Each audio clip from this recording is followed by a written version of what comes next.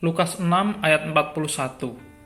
Mengapakah engkau melihat selumbar di dalam mata saudaramu, sedangkan balok di dalam matamu sendiri tidak engkau ketahui? Bapak Ibu Saudara, bercermin merupakan kegiatan yang setiap hari kita lakukan. Tujuan bercermin adalah untuk melihat bagian tubuh yang tidak bisa kita lihat sendiri. Dengan bercermin kita dapat melihat apakah wajah kita sudah bersih, rambut kita sudah rapi. Dengan bercermin kita tahu sudah rapikah penampilan kita dengan pakaian yang kita kenakan, sehingga penampilan kita semakin menarik untuk dilihat. Setiap hari kita bercermin untuk melihat rupa kita supaya terlihat lebih baik. Namun apakah kita juga setiap hari bercermin akan setiap kelemahan-kelemahan dan kesalahan pribadi kita masing-masing?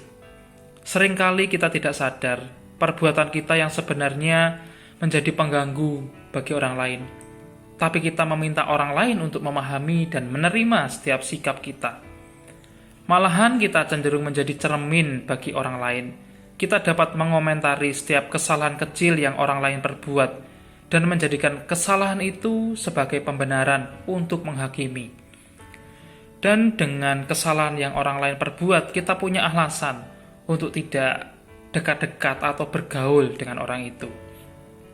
Bahkan mungkin tidak mau terlibat dalam pelayanan yang sama. Tanpa kita sadari, kita menjadi cermin bagi orang lain, tapi tidak bercermin akan kelemahan kita sendiri. Apakah sikap seperti itu yang Tuhan Yesus inginkan? Dalam ayat yang kita baca, Tuhan Yesus menyinggung mengenai sikap ini. Jangan sampai kita menjadi orang yang hanya bisa melihat kelemahan dan kesalahan orang lain tanpa mau melihat kelemahan dan kesalahan diri sendiri. Terkadang kita menginginkan dan menuntut orang lain berubah sesuai keinginan hati kita tanpa kita sendiri merubah sikap dan perbuatan kita. Tuhan inginkan kita untuk terlebih dahulu melihat pribadi kita sendiri sebelum kita menilai orang lain. Jangan sampai kita hanya bisa menilai keburukan orang lain tanpa melihat diri sendiri.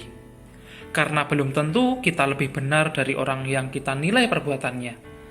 Mari kita minta pertolongan Tuhan agar kita terlebih dulu diubahkan menjadi pribadi yang benar sebelum mengharapkan orang lain berubah. Menyerahkan hati dan pikiran kita kepada Tuhan supaya Dia mengubahkan kita menjadi pribadi yang lebih baik sesuai dengan kehendaknya. Mari kita berdoa. Tuhan, tolonglah supaya kami bisa menjadi orang yang semakin baik, pribadi yang semakin baik hari demi hari. Ajar kami untuk menjadi pelaku firman-Mu yang setia ya Tuhan, supaya hidup kami terus dikoreksi dan terus-menerus hidup kami semakin menjadi alat kemuliaan bagi Tuhan. Kami serahkan hidup dan hati kami untuk Tuhan bekerja dan mengubahkan. Kami mau diubah lebih baik lagi sesuai dengan firman-Mu ya Tuhan. Di dalam nama Tuhan Yesus kami berdoa dan bersyukur. Amin.